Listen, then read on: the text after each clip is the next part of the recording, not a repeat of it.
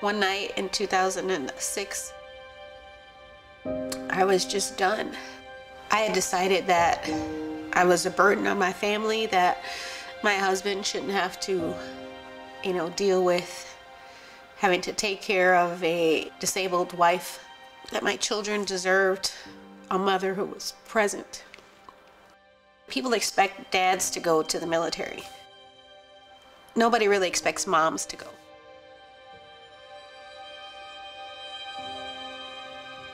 So when I came home,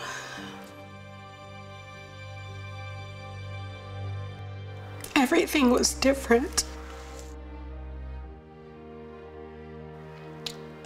I definitely wasn't the same person that left. And I hadn't even seen combat, which was tougher because I didn't feel like a veteran. I struggled. I struggled with 3 young children at home that saw a different mom and couldn't understand. I couldn't connect with my children.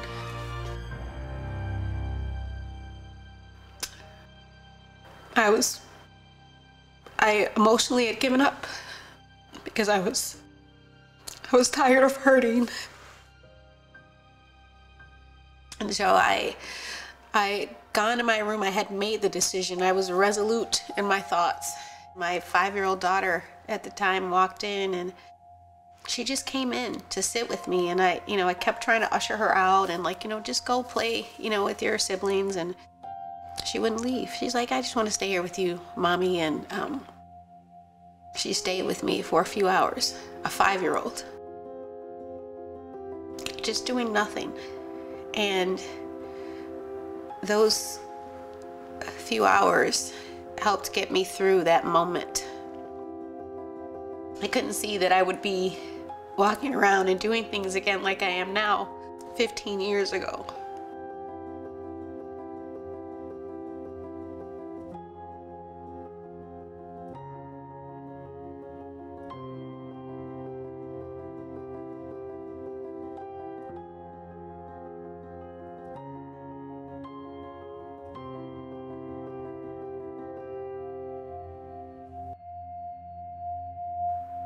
I guess it's when you hear other people's stories and knowing Zanetta's and wanting to bring out the awareness of female veterans and wanting to see the greater good. I got the shit beat out of me. It was my first annual training. I went with this reserve unit in Kentucky. And some guy was drunk in our unit, and 5, 6 other guys stood around and watched him beat me. And it all had to do with me being gay. I was still in my 20s when I was injured. I was preparing to go to Iraq, and we were doing a combat training exercise, and I fell off a 2.5 truck with the rails up. And because I had my flak jacket and all of those things on, I fell hard. I fell on my back.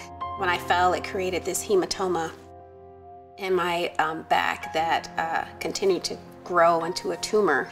From that, had to have a couple of back surgeries through the VA.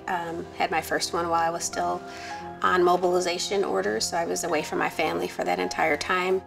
I didn't feel like I was a part of my unit anymore. My mental health was not well because there were many things that prior to that injury that I could do that I didn't see myself doing anymore. Not just was my back broken in essence, my spirit and my will to continue was broken as well. Coming out of that dark place was not easy. I was having problems walking, like I was using cane and crutches, and then I had this second surgery in 2007, and because they had to sever the nerve, I was in a wheelchair, and there was no sight as to when I would be walking again. I always attribute my road to recovery to being 90% mental, because as long as I believed that I was going to be in that wheelchair, I stayed in it. It wasn't until I went to this event in Aspen that was for women veterans that I saw there were amputees doing some amazing things without their limbs. There was rock climbing, there was skiing, they were doing hiking, and I got to do a lot of those things that I hadn't even done before my injury, with an injury. So it showed me that there was more to life after injury, and so it inspired me to do more. I would go to these events designed for wounded veterans where I'd be the only female there, and the men dealt with their mental health issues differently. Women deal with PTSD differently. We process it differently. And being a disabled veteran myself, working with veterans on the nonprofit side and as an attorney, just opened my eyes to the many issues that were out there. They always talk to me about how I've changed their lives, but I'm often grateful and gracious and humbled by the fact that it is because of them that I can continue to go on. I never really even thought about being a veteran or what it took. I just knew I served in the Army, and I just needed to get back out here into the workforce, try to blend in. For 20 some odd years, I thought I was just, I thought it was just my personality, but it wasn't. It wasn't just my personality. It was, I had a bunch of luggage, and they call that luggage PTSD. How I like to describe it to people is, it's not the combat just in the Middle East. It's the combat that us women who served faced every single day. Those wounds, they're invisible. Most people won't see those wounds, but I never would have had these wounds had I not served. Knowing that there is a way that research could potentially help with PTSD, to reduce the effects of it, to identify those markers before they occur, to make sure that situations are created to better help my sister veterans.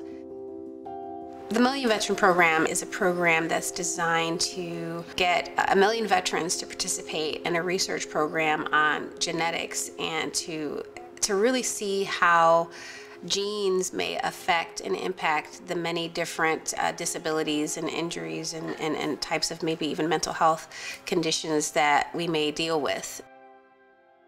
This research, I believe, is going to get us to a place where we don't have to keep spinning our wheels, where the VA doesn't have to try to keep figuring out, okay, this medication is going to work better for her PTSD, this one's not.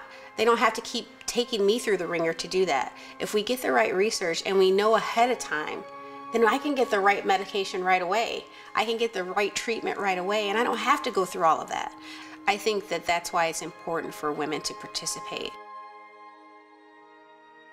My goodness, if we could figure out the secret sauce to what PTSD and anxiety and depression is doing to our veterans to cause them, us, to get to the place where we're done, I think that we've solved a huge problem, not just for our population, but for the civilian population as well.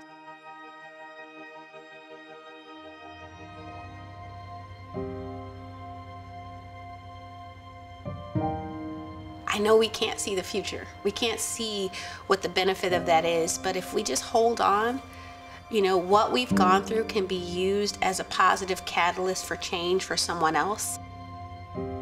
I know that we're resilient. I know that we can do anything we put our minds to.